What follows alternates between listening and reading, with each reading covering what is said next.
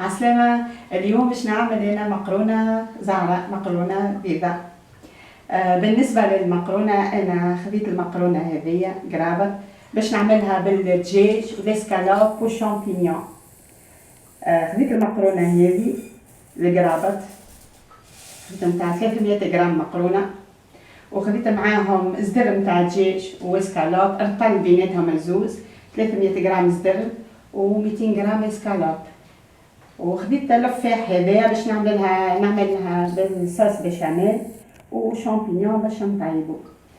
خذيت لفاح، شويه ثوم مقصوص، سكنجبيل، كركم، قشور برقدان، شويه كمون، شويه كوري، نواد مسكات، ونص لتر حليب، ومغيفه وشطر فرينه، 50 غرام زبده لكم للصوص بشاميل. وخذيت شويه شامبينيون فغي 300 غرام شامبينيون، وحكة كرنفريش باش نحطها في الصوص بشاميل. وخذيت بصلتين اللي انا قصيتهم، بصله للتقليه وبصله باش نحطها ما بين الشامبينيون والصوص بشاميل. وخذيت الجبن، 3 انواع نتاع جبن، خذيت غرويير فروماج بلان قصيته خشين شويه باش كي نحطو في المقرونه يجينا باهي. وخذيت شويه فروماج جوده، وهذا يبيا وشويه ملح وفلفل اكحل. تا انا باش نبدا باش نفوح ساعه اللحم قبل الدجاج هذايا.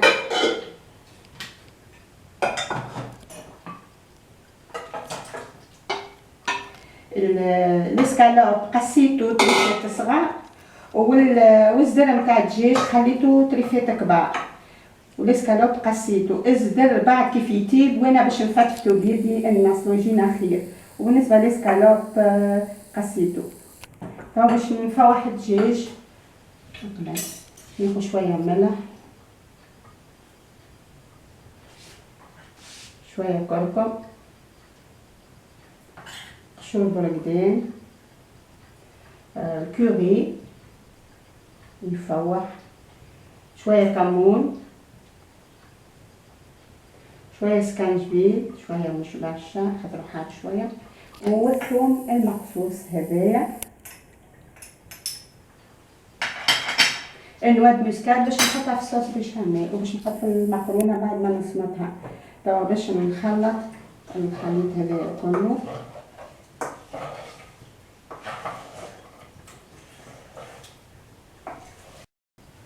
توا باش نصب الزيت بعد ما كملت خلطت اللفاح، مقدار نتاع 6 مغارف زيت. عندي ورقه رند، هاهي ورقه رند باش نحطها هيدا.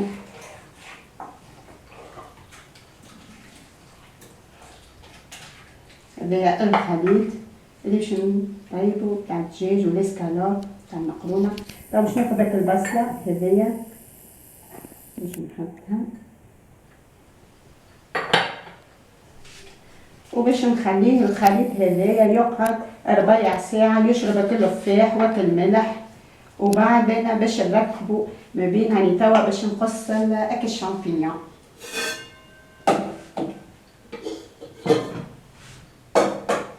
ناخذ عدة الشامبينيون هذوما باش نقصهم وباش نطيبهم، باش نعملهم سوتيه في شويه زبده وشويه بصل، والا نعملو زيت في بلاصه الزبده. اذا كان ما نحبوش الزبده تجي زاده بالزيت.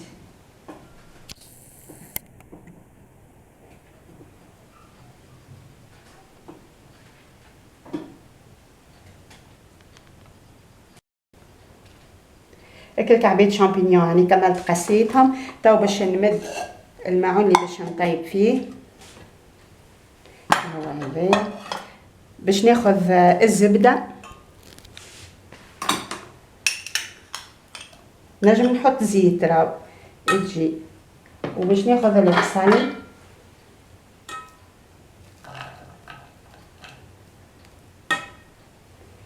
وتو باش نمشي نهز ونحط نقلي كل بصل في الزبده دوب اللي ياخذ اللون يحمر شويه. وبعد باش نرمي الشامبينيون، باش نمشي نغسل الشامبينيون ونرميه بعد ما نقلي البصل في الزبده. اكل البصل قاعد يتقلى في الزبده، وكي الشامبينيون غسلته هاني حطيت له شويه قارص، هاو باش نشلو كي يتقلى البصل بالكدا وانا باش نرميه. اكل البصل تقلى وكا ولا دوغي لونه خليته حتى ياخذ اللون شويه. وتو باش نحط الشامبينيون نرميه،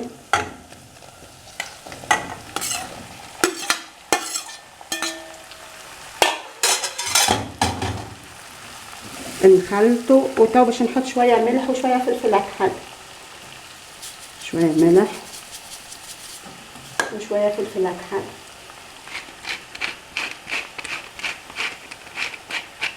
وتو نغطيه ونخليه يطيب على نار واطيه واحده واحده، خليه حتى يطيب.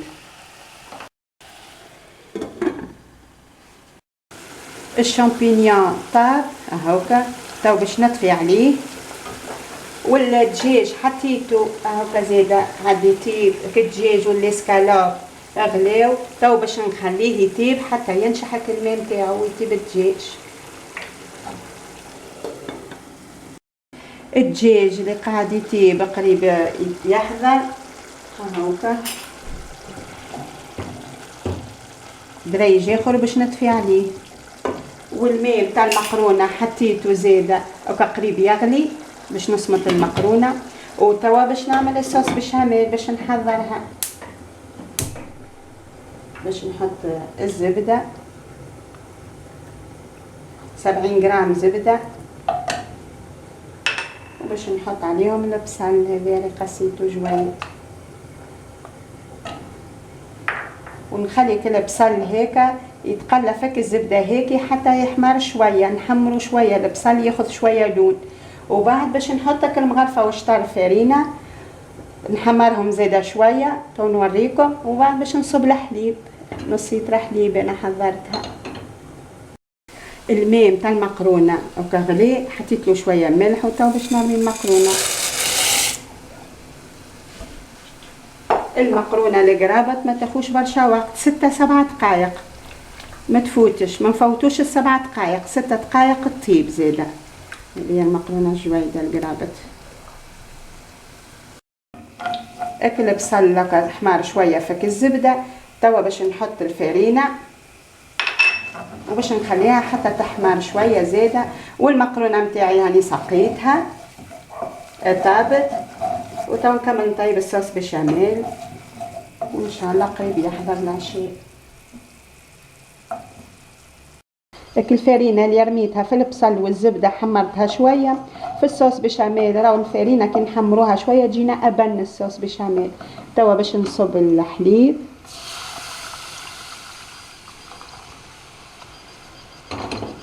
ونخلط. وباش نحط توا شويه نواد مسكات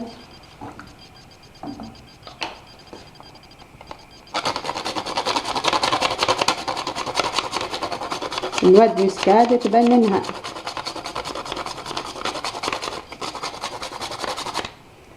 توا شويه ملح وشويه فلفل اكحل.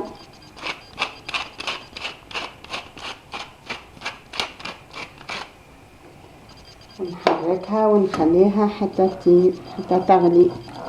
وبعد باش نحط لها الكريم فريش والجبن. هاك الصوص بشاميل قريب تحضر. توا باش نرمي الحكة الكريم فريش هذيا.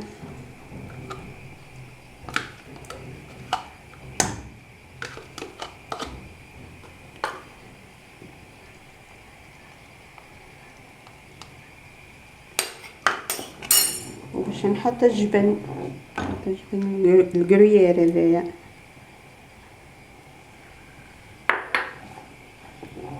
ونخليها تزيد تاخو غلي. وباش نطفي عليها باش نحط عاد على المقرونه. الصوص بشاميل طابت وحضرت. الشامبينيون حاضر. والدجاج زاده كيف كيف هاكا. الدجاج والاسكالوب. الدجاج نصلته انا خليته طروف كبار طيبته. وبعد هكايا فتفته طريفات. والاسكالوب من المرة قصيته انا طروف صغار هاكا كيفاش قصيته. الاسكالوب قصيته هاكا طروف صغار. وباش نخلطو تو باش نصبو الخليط هذايا كله على المقرونه. وخليت فيه شويه تختوخ شويه صوص مش برشا. نشحتها من الماء. تو باش نصب الشامبينيون هذايا اللي طيبته ونخلط زيادة الكل في بعضه.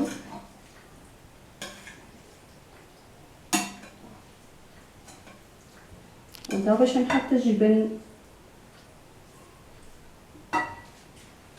عندي هذايا الفرماج بلون هذايا قسيته انا تروفرشين باش نحطو زيادة.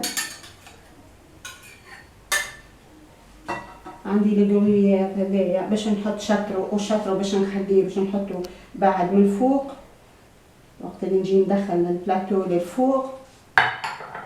وعندي الفرماج هذايا زيادة باش يا اما نقصوه تروفرشيه بالسكينة والا نكفرجوه بهذايا نكفرجوه.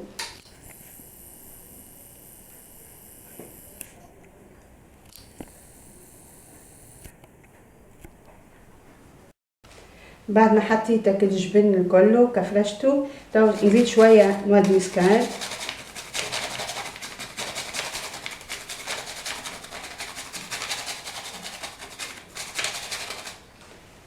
كان نحبوا شويه فلفل اكحل نزيدو.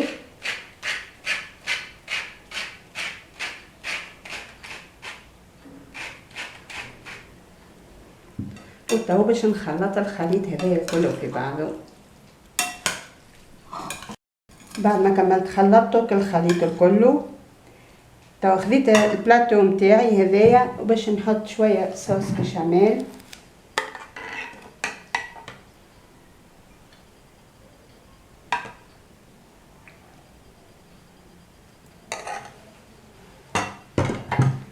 باش ناخذ المقرونه وباش نصبها.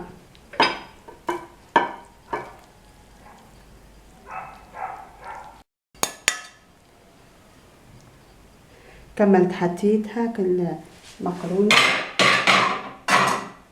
وتو باش نصب فوق منها صوص بشاميل. نكمل نصبها من فوق.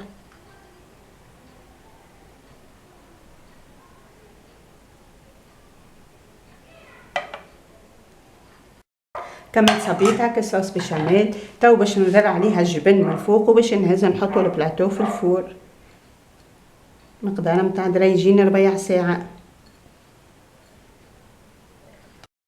الفور سخون وهكا ودخلته البلاطو باش نخليه مقدار متاع دريجين من زمان ونطفي عليه دريجين ربيع ساعه ما يفوتش ربع ساعه. المقرونه الزعره اللي طيبتها طابت وحضرت هاني تو خرجتها من الفور مازالت سخونه ريحتها فايحه بنينه ظهرت فيها بنينه برشا. هذه هي الريسيت نتاع المقرونه الزعره اللي عملتها لكم اليوم. ان شاء الله عجبتكم الريسيت. سلامه شهيه طيبه.